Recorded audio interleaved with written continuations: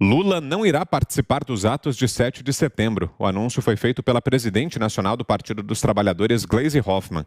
De acordo com a deputada petista, ela e outras lideranças do PT vão às manifestações e devem se concentrar em São Paulo.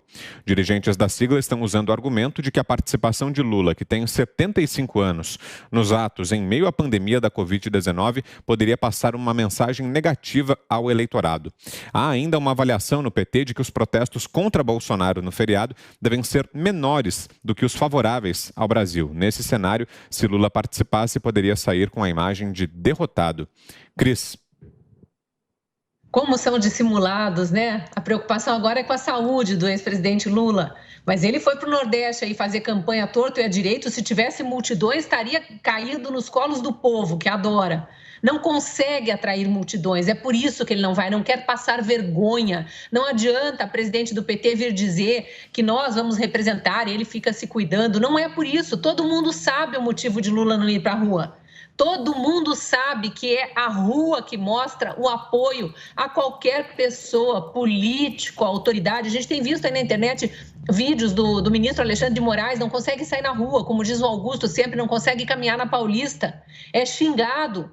Não que eu esteja estimulando que xinguem autoridades, mas o povo se revolta. E aí, quando vê Lula na rua, quantos vídeos a gente já viu também das poucas vezes que ele tentou sair em meio ao público? É xingado de ladrão. O povo não se conforma que o STF tenha soltado o maior ladrão do país e permitido que ele concorra à eleição.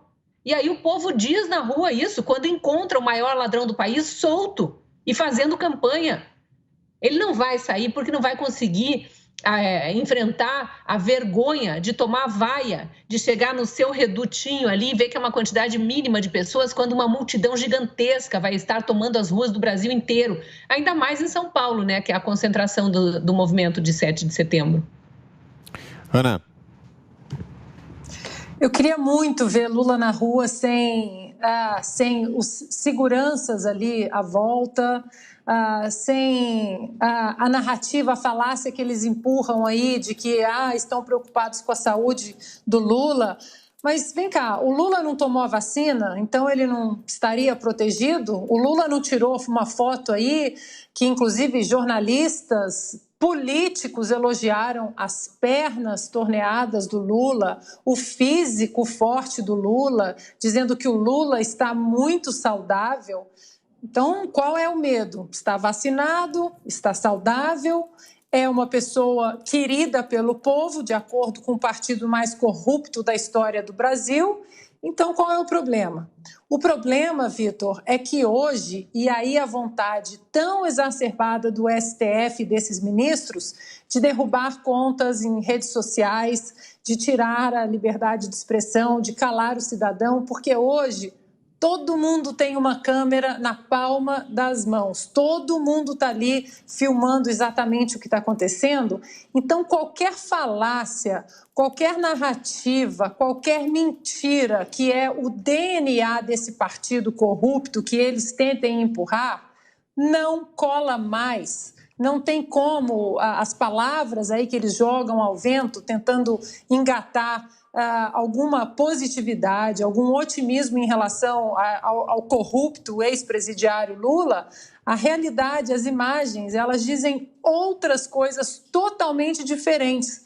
Por isso que o eleitor foi para as ruas também para pedir o voto impresso auditável, porque não tem como a gente desconfiar com o movimento todo que houve contra mais uma camada de transparência e um movimento protegido pelos nossos iluministros, que deveriam simplesmente ficar atentos apenas à Constituição, mas houve todo um movimento político para que as urnas não fossem auditáveis. E não adianta falar que as urnas são auditáveis, que não há indício de fraude. Realmente não há indício de fraude, mas também não há indício de que não houve fraude, porque as urnas não são auditáveis no caminho do voto. Quando ele sai, a gente aperta o confirma e ele chega no sistema.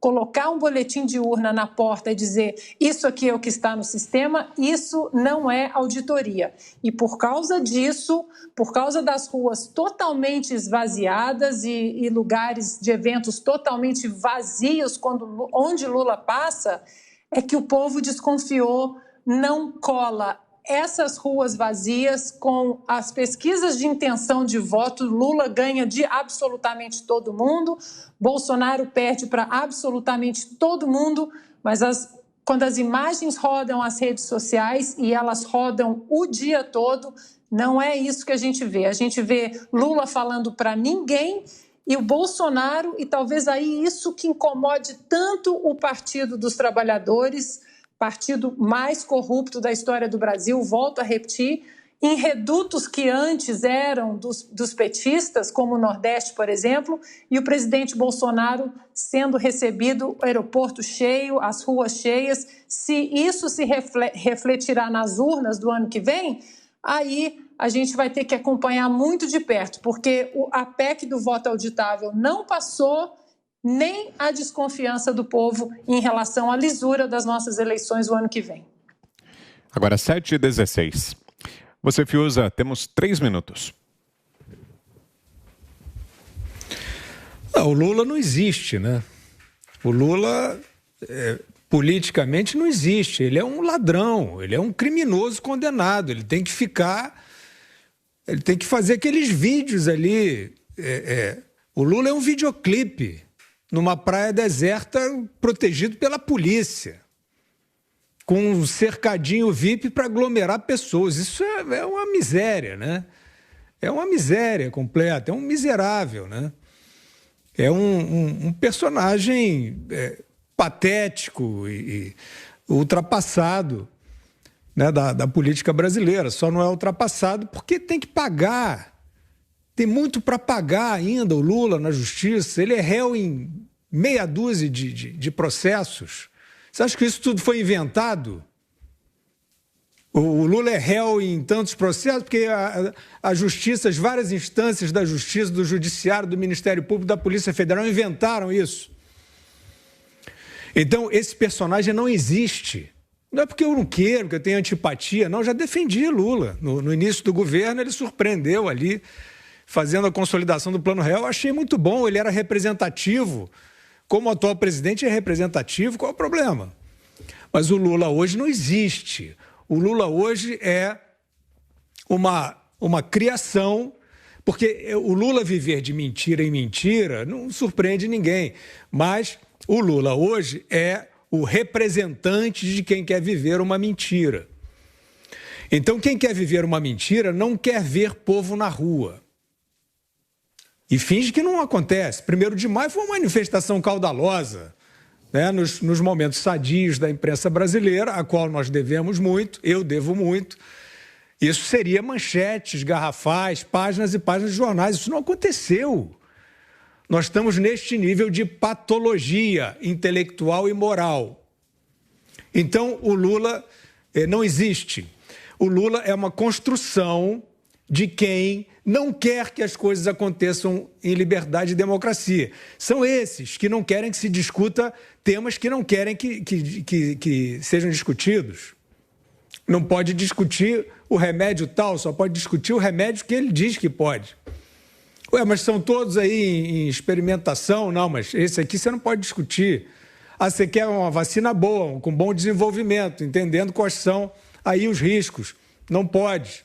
Não pode, porque só pode discutir o que eu quero. Isso aí não é bom para a saúde, não é bom para a democracia, não é bom para a liberdade, não é bom para quase ninguém, a não ser aqueles que acham que vão viver aí nesse cercadinho VIP com o Lula.